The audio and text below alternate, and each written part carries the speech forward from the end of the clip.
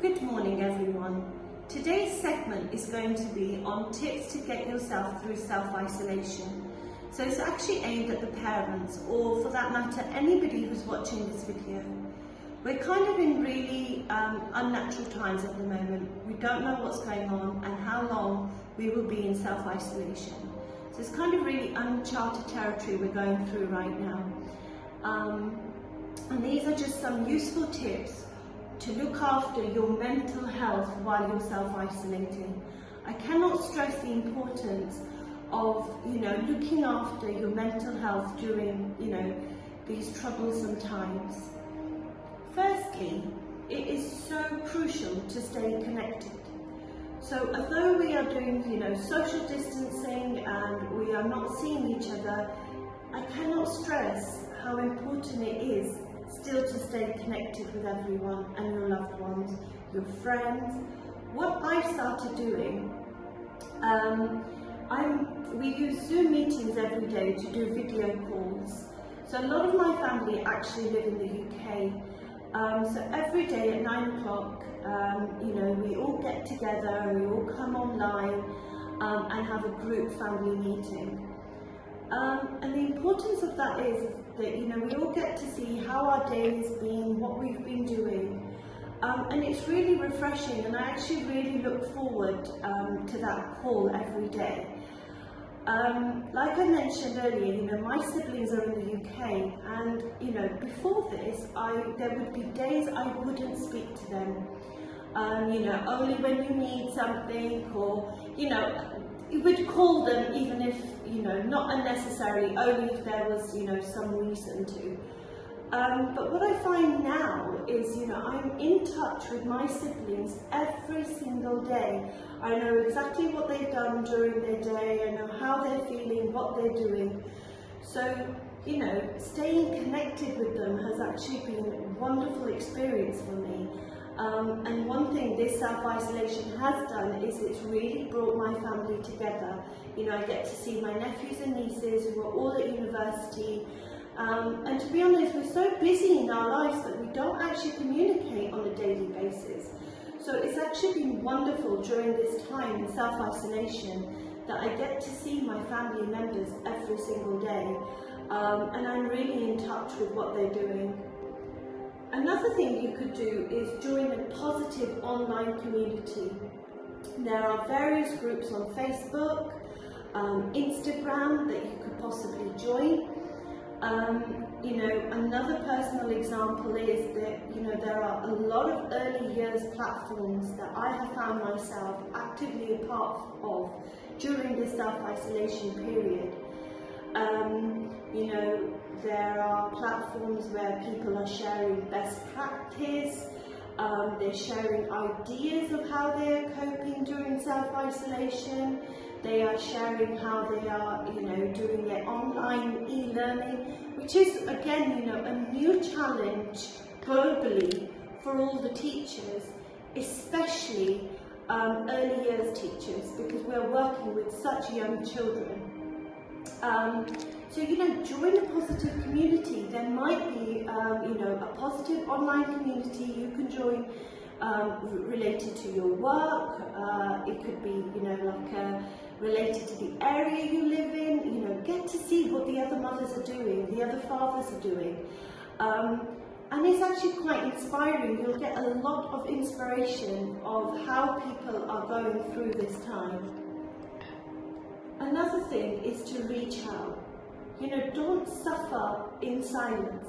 This is really, I cannot stress the importance of this. If you are feeling stressed out, if you are feeling frustrated, if you are feeling anxious, just reach out. Or if you've got that friend that you haven't heard from, for a few weeks, just drop them a text.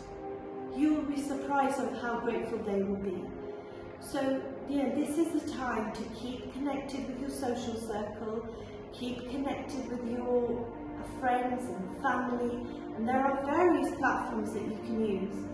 And I would just like to add, for all our Apple Tree Nursery parents, if you are feeling that you just want to chat to your class teacher, or you just want to chat to any of the management, you know, it could be about anything. We're only a phone call away, so, you know, do use that support that's there.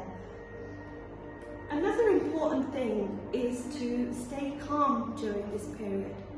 You know, you have young children around you, and how you react will have such an impact on your children.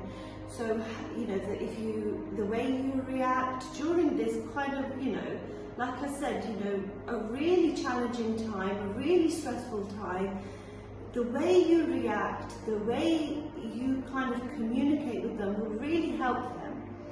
So you really need to look out for your mindfulness.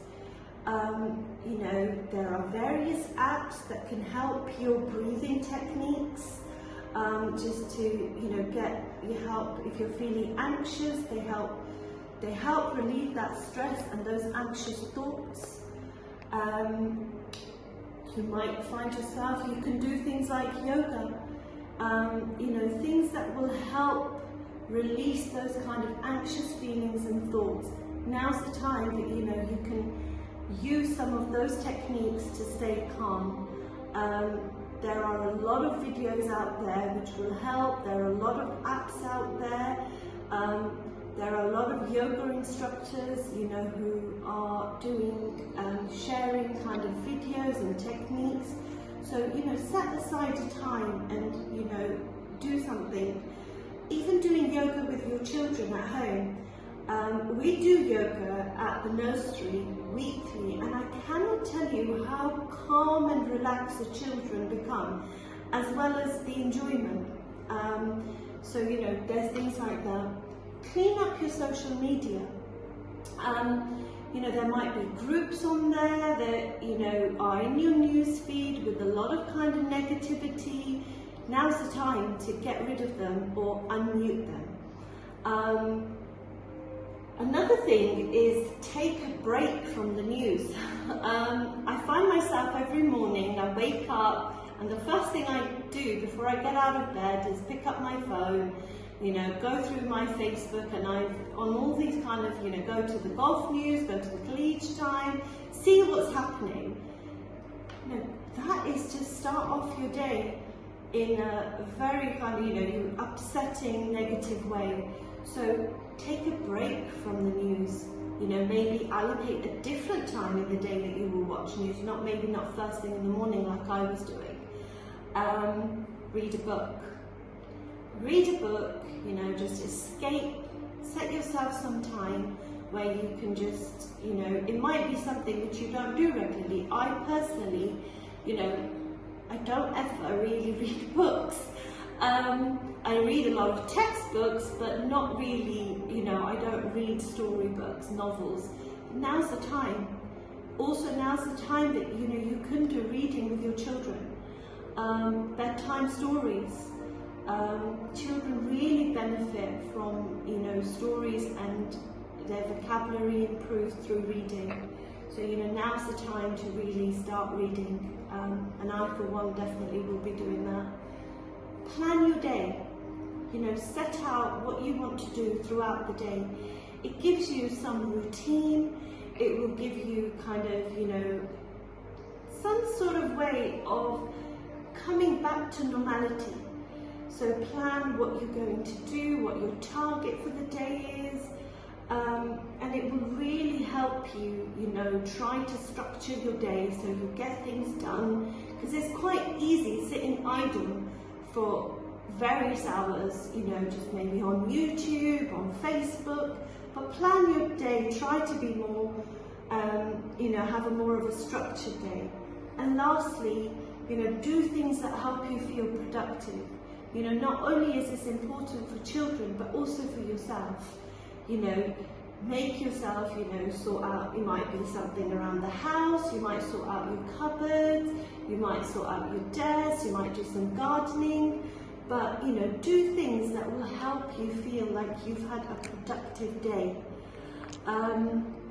So those are my tips today on, you know, really looking after your mental health while you're self-isolating.